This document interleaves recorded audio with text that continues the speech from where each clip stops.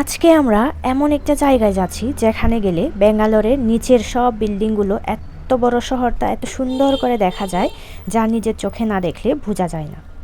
মূলত আমরা যেখানে যাচ্ছি সেটা হচ্ছে একটা হিন্দু মন্দির। এখানে হিন্দুরা বিভিন্ন ধরনের মানুষ যাদের তারা করে এগুলো মানে করতে আসে, হিন্দু ধর্মরা আর কি, তারা হিন্দু ধর্মের জন্য আসে। আর আমরা সচরাচর শুধু ঘুরতে আসি। এই যে দেখেন হিন্দু টেম্পলগুলো এত সুন্দর করে সাজানো গুছানো, এত সুন্দর করে কারুকার্যগুলো করা, এগুলো দেখলে মানে চোখ ফেরানো যায় না।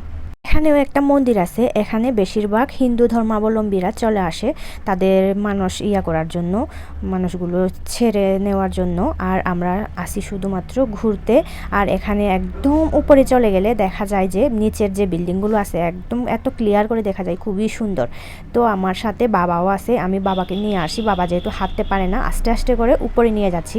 প্রথমে তাকে উপরে দিয়ে দিছি, আমি নিচে আসি, যদি হঠাৎ করে পড়ে যায় তো এখানে ধরার জন্য আছে, ধরে ধরে উপরের সিঁড়ি বেয়ে উঠা যায়। এটা হচ্ছে সবচেয়ে ভালো পদ্ধতি। আর আশেপাশে দেখেন শুধু পাথর আর পাথর। এটা মূলত হচ্ছে পাথর দিয়ে আর কি তৈরি। উপরেও একটা হচ্ছে হিন্দু মন্দির আছে, আর সিঁড়ি বেয়ে অনেক দূর যেতে হবে। আর এখান থেকে কিন্তু পড়ে গেলে একদমই শেষ। এই যে দেখেন পাথর দিয়ে কেটে কেটে এই সিঁড়িগুলো বানানো হয়েছে উপরে মন্দিরে যাওয়ার জন্য। উপরেও কিন্তু অনেকে হিন্দু ধর্মাবলম্বীরা আছে, হিন্দু ধর্মের তাদের ইয়াগুলো করার জন্য, তাদের যা পূজা আসে পূজাগুলো সেরে নেওয়ার জন্য। আর আমরা আসি শুধুমাত্র এখানে একটু হাওয়া খেতে, নিচের ভিউটা দেখার জন্য। এত সুন্দর করে দেখা যায় ভিউটা, যা বলার বাহিরে।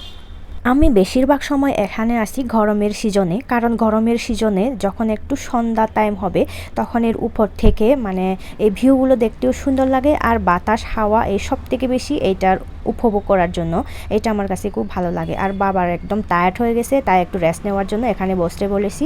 তো বাবাও বসে আছে আর আমি একটু একটু করে ভিডিও করছি। বাবাকেও মানে বলতেছি কেমন লাগতেছে। বাবা বলতেছে অনেক ভালো লাগতেছে, এত বড় পাহাড়, এত বড় পাহাড়ের উপরে আর মন্দিরও আছে, সবগুলো একদম মানে ঠিকঠাক, সব কিছুই ভালো লাগে। উপর থেকে ভিউটা দেখতেও যত সুন্দর লাগে, আর তার থেকে বেশি ভালো লাগে হাওয়া। যারা যারা ব্যাঙ্গালোরে থাকেন তারা সময় পেলে অন্তত একবার হলেও এখানে ঘুরে যাবেন। এখানে আসলে আপনার একদম মন ভালো হয়ে যাবে, এত সুন্দর ভিউ উপভোগ করবেন যা না আসলে আপনারা বুঝতেই পারবেন না। এটা এত বড় পাথর, এখানে এক বিন্দু মাটি নেই। এখানে কিন্তু অনেক লোকজন আছে ঘুরতে। আর আশেপাশে কিন্তু সবগুলো জঙ্গল আর জঙ্গল। এই যে গাছপালা দেখতে পাচ্ছেন পুরোটা জুড়ে শুধু জঙ্গল। আর এই হচ্ছে বিরাট একটা পাথর।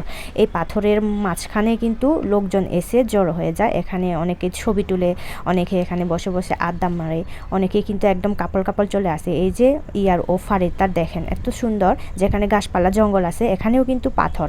পাথরের মাঝখানে কিন্তু এই যে জঙ্গলগুলো দেখতে পাচ্ছেন এগুলো কিন্তু একদম পাথরের উপর থেকে ওঠা। যখন বৃষ্টি হয় তখন বৃষ্টির পানি জমে থেকে কিন্তু এগুলো হয়ে যায়। এই যে এত সুন্দর, এগুলো দেখে আমি একদম অবাক হয়ে গেছি। ছোটোবেলায় যখন আমি বাসায় থাকতাম তখন আমরা বাচ্চারা যখন খেলতাম এগুলো নিয়ে অনেক খেলাধুলা করেছিলাম। এগুলো দেখে একদম ছোটোবেলার কথা মনে পড়ে গেল। বাবা যেহেতু অসুস্থ, একদম হাঁটতে পারেন না, তাই তাকে এক জায়গায় রেখে আমি এক সাইডে ঘুরতে আসছি, এগুলো দেখতে আসছি। এটা বেশি জঙ্গল, তার জন্য আমরা বেশি নিচে গেলাম না, আমি যতটুকু পারি একটু আশেপাশেটা ঘুরে দেখলাম। এই যে পাথর, এত বড় বড় পাথর, মানে এখানে না আসলে আপনারা কখনোই এখানে মানে দেখবেন না। অন্য জায়গায় এরকম কোনো পাথর নেই, বেশিরভাগে এখানেই কিন্তু এই পাহাড়ে পাথর আছে। এই যে পাথরগুলো দেখেন অনেক বড়, বিশাল বড় আকারের পাথর। এখান দিয়ে নিচে গেলে কিন্তু মানে গাছপালা আর এগুলো দেখা যায়। আর উপরে কিন্তু শুধু পাথর আর পাথর, ঘেরাও আছে পাথর দিয়ে।